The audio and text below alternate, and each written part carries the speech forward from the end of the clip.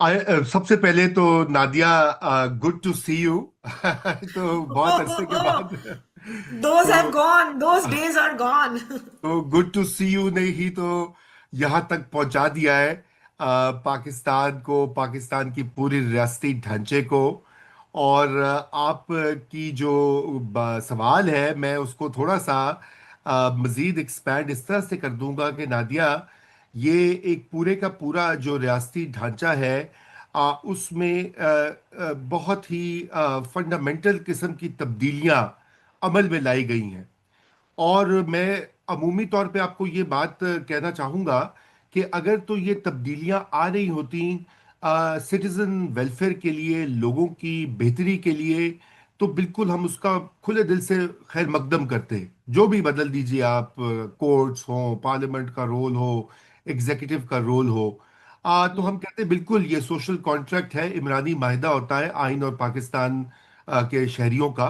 तो उसमें कोई बात नहीं, तब्दीली आती है, लेकिन ये एक जिसे अंग्रेजी में कहा जाता है इंट्रा क्लास वॉरफेयर, यानी कि जो हुक्मरान तबका है उसके अंदर जो अ, छीना झपटी या मार कुटाई जारी है, थी कम अज कम, ये उसका एक शाखसाना है। और उसके दो बड़े किरदार, ऐसे किरदार हैं जो कि माजी में बड़े करीब रहे। और मेरा इशारा है पाकिस्तान की मिलिट्री इस्टेब्लिशमेंट और पाकिस्तान की आला अदालतें, बिलखुसूस सुप्रीम कोर्ट ऑफ पाकिस्तान। और सही। ये लॉयर्स मूवमेंट तक 2007-8 तक ये बिल्कुल हैंड इन ग्लव रहे। आप देख लीजिए, सारे मार्शल लॉज जो है उनको अपहोल्ड किया, उनको डिक्टेटर्स को इजाजत दी। फिर उसके बाद ये आती है जो लॉयर्स मूवमेंट, और एक सुप्रीम कोर्ट ऑफ पाकिस्तान खुद एक पावर प्लेयर बन जाता है, इंडिपेंडेंट। और यानी कि अ, जैसे कि एग्जीक्यूटिव पावर इस्तेमाल होती है, इसी तरह सुप्रीम कोर्ट का भी रोल एक सियासी रोल बन जाता है। और उसको एम्पलीफाई करने में खुद कोर्ट का तो जो होगा सो होगा, पाकिस्तान के शहरियों, पाकिस्तान के वकला, पाकिस्तान के मीडिया का बहुत बड़ा रोल था। आपको याद है हम्म। ना कि जिस तरह से जो पॉपुलिस्ट किस्म के फैसले जज साहिबान दिया करते थे, तो मीडिया उनको टिकट चला चला के और एग ऑन करता था, वाह वाह क्या बात है, ये ये कैंसिल कर दिया, वो रोक दिया। सिविल सर्वेंट्स की प्रमोशंस जो है, जो कि उनका मैटर ही नहीं है, उसके ऊपर भी अपनी जिसे कहते हैं वो डाल दिया, अपना व्यू या रुकावट डाल दी, रखना डाल दिया।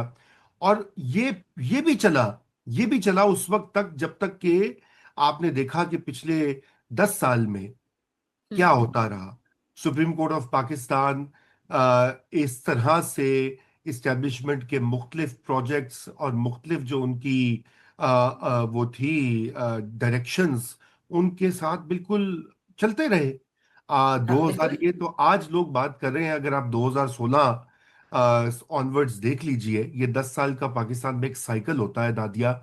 10 साल जो होती है वो अथॉरिटेरियनिज्म पीछे आ जा, जरा उसको पुश कर दिया जाता है, और सिविलियंस या नीम सिविलियन हुकूमतें आगे आ जाती हैं। फिर 10 साल के बाद एक साइकिल होता है कि वो बिल्कुल आगे बढ़कर जो सिविलियन स्पेस होती है वो ले लेते हैं। इस सही। बार उसकी जो वो इस पूरे झगड़े का जो वेन्यू, जो अखाड़ा रहा है, वो सुप्रीम कोर्ट ऑफ पाकिस्तान रहा है।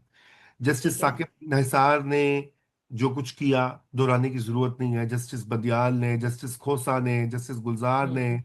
और उसके बाद किसी हद तक जस्टिस काजी फाइज ईसा ने भी, वो आपस में। लेकिन ये लड़ाई अब शदीद वहां पे होती है नादिया, जहां पे अदालतों के अंदर, जजेस के अंदर जो है एक पॉपुलिस्ट पॉलिटिक्स का चस्का जिसे कहते हैं, वो लग गया। और अच्छा। फैसले इस तरह के आने शुरू हो गए कि उससे जो उनका पुराना साथी था वो नाराज हो गया। उन्होंने कहा हम्म। आपका तो बंदोबस्त करते हैं हम। और हम्म। उन्होंने अपने जो हम ख्याल सियासतदान है, जो कि इस वक्त रूलिंग कोलिशन है, उसकी मदद से सुप्रीम कोर्ट ऑफ पाकिस्तान के टुकड़े कर दिए। दो टुकड़ों में उसको बांट कर एक फेडरल कॉन्स्टिट्यूशनल कोर्ट और बना एक दी गई है। Supreme court. हाँ, और और एक एक सुप्रीम कोर्ट है, federal which constitutional is not court. Going to be, which will be not so supreme any more, क्योंकि उसकी कोई रूलिंग जो है वो बाइंडिंग नहीं होगी फेडरल फेडरल कॉन्स्टिट्यूशन कोर्ट पे। और मुझे बड़ा अजीब लग रहा है कि जो दिहाइयों पर सुप्रीम कोर्ट के अंदर जूरिस्प्रूडेंस है, केस लॉ है, उसका कोई हवाला फेडरल कॉन्स्टिट्यूशनल कोर्ट पे नहीं होगा इस तरमीम के बाद, because it is starting fresh. वो कोई चीज उससे नहीं लेगा। लेकिन एक गिला है रजा, पहले तो इस पे रोशनी डालें। आपको याद होगा नवाज शरीफ साहब का आपने जिक्र किया, जो कुछ हुआ वो गिला करते आए कि पनामा में जो कुछ हुआ, उन्हें जो घर भेजा गया और मॉनिटरिंग जज बिठाना, ये तमाम चीजें हैं। फिर आप वो साकिब निसार का आपने जिक्र किया, दोहराने की जरूरत नहीं है कि जिस तरह से कि हमने इतने अरसे इस पर काम किया है, 2 साल फिर जस्टिस शौकत सिद्दीकी हुए। लेकिन नवाज शरीफ ये कहते रहे कि मैंने अपना मामला अल्लाह पर छोड़ा। इस 27वीं तरमीम को मुझे देखकर लगता है कि जुडिशरी इंडिपेंडेंट नहीं, उन्होंने मामला अल्लाह पे नहीं छोड़ा। ये 27वीं तरमीम के तहत उन्होंने ये मामला अब अपने तहत कर लिया, यानी एग्जीक्यूटिव, और खुद ताबे हो गए हैं एस्टैब्लिशमेंट के तहत।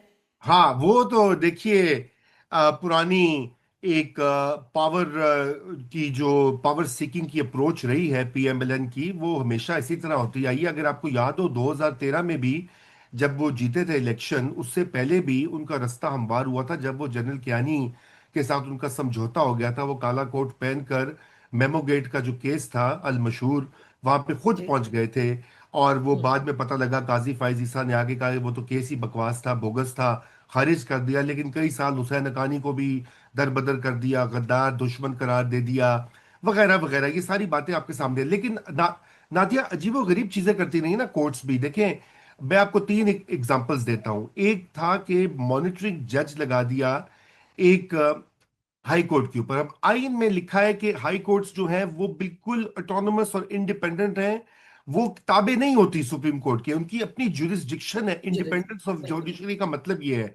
लेकिन सही। सुप्रीम कोर्ट ने उनके ऊपर एक मॉनिटरिंग जज बिठाया, जस्टिस एजाजुल एहसन थे, जो कि आकर ये आइन में था ही नहीं।